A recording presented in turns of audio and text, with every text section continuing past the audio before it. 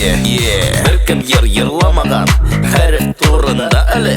Şul gadatty bolup bugün birinci bolam ali.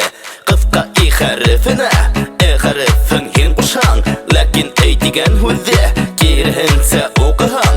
Ol harften yer başlanna onaman bete aye. Kösü harftege harf ye harfi ye harfi betahin yenge ye harfi nenen gül yenge. Kaydagına oldurma hala ol inteke şunu hilbel ye harfi menen kızlarga yegerle yigitler gül yete ye harfi kayıp kudara ye harfi bugün biyete yeah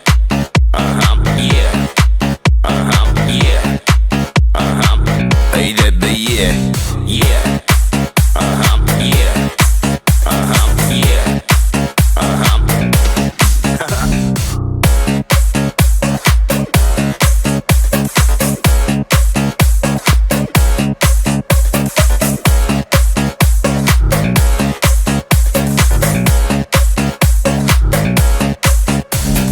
Yıldır ise yeminen, yemiş beşer yeminen. Milli pasport kıyımı, ye harfine yilen. Ye harften yer başlanma, yeminen büte eye. Gözlü harfteki harf, ye harfi, ye harfi bütehin yenge, ye harfi minen gül yengel. Kaydagına oldurma hala ol intike şunu yenbel. Ye harfi minen kızlarga yegerle yigitler gül yete ye harfi kayıp kudara ye harfi bugün biyete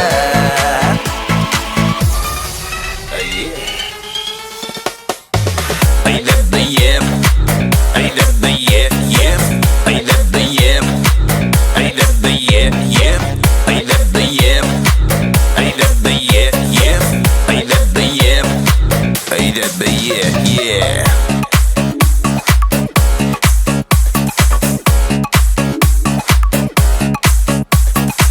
DJ yeter DJ yeter DJ yeter